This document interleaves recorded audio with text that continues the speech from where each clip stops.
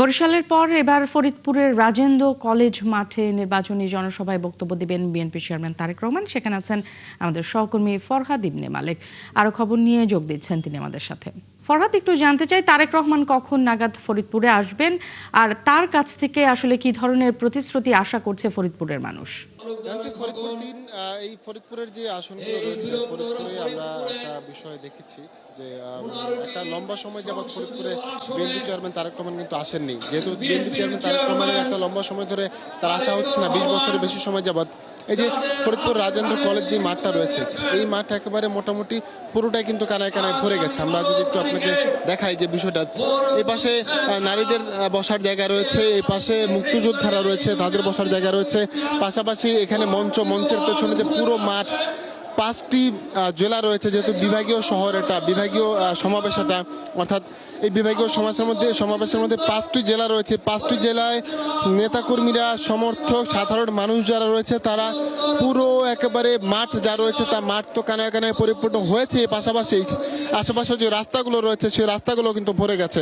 এই যে একটা বিশাল জনসমাগম, বিশাল মানুষের একটা সমাহার, এখানে একটা মিলন মেলা তৈরি হয়েছে। এই মিলন মেলা শুধু একমাত্র বিএনপি চেয়ারম্যান তারেক রহমানকে কেন্দ্র করেই। বিএনপি চেয়ারম্যান তারেক রহমান আসছেন, তিনি বরিশালের সমাবেশ শেষ করেছেন, শেষ করে তিনি এখন হেলিকপ্টারে রয়েছেন। অল্প কিছু সময়ের মধ্যেই তিনি এখানে এসে পৌঁছবেন। আর তাকে দেখার জন্য কিন্তু এই অধীর আগ্রহ অপেক্ষা করছে সাধারণ মানুষ। তারা জানতে চায়, তারা শুনতে চায় যে বিএনপি চেয়ারম্যান তারেক রহমান নির্বাচন নিয়ে, দেশ পরিচালনা নিয়ে, বাংলাদেশের পরবর্তী পদক্ষেপ নিয়ে, বাংলাদেশ গড়ার যে নতুন অঙ্গীকার, 31 দফা বিনির্মাণে যে একটা নতুন অঙ্গীকার রয়েছে, সেই অঙ্গীকার বাস্তবায়নে তারেক রহমান কি ধরনের দিক নির্দেশনা দিবেন, নির্বাচন নিয়ে তিনি কি দিক নির্দেশনা দিবেন। পাশাপাশি যারা গুপ্ত রাজনীতি করছে, যারা গুপ্ত রাজনীতি পুরো দেশে ছড়িয়ে দেওয়ার চেষ্টা করছে, মানুষের মনে মনে সবার কাছে ছড়িয়ে দেওয়ার চেষ্টা করছে গুপ্ত রাজনীতি, সেই গুপ্ত রাজনীতি বন্ধে কিভাবে কাজ করতে হবে, সেই দিক নির্দেশনা তারেক রহমান দিবেন বলে আশা করছেন সবাই।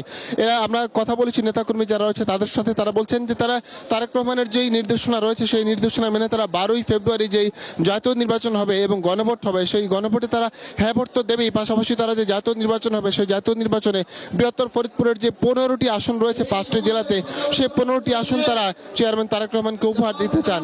অর্থাৎ যেহেতু 20 বছর পর তারেক রহমান আসছেন এবং তার প্রথম সমাবেশ এই বৃহত্তর ফরিদপুরে, সেই সমাবেশকে কেন্দ্র করে তারা সেই সমাবেশ উপলক্ষে তারেক রহমানের হাতে 15টি আসন তারা তুলে দিতে চান। এই 15টি আসনে যারা প্রার্থী রয়েছে তারা।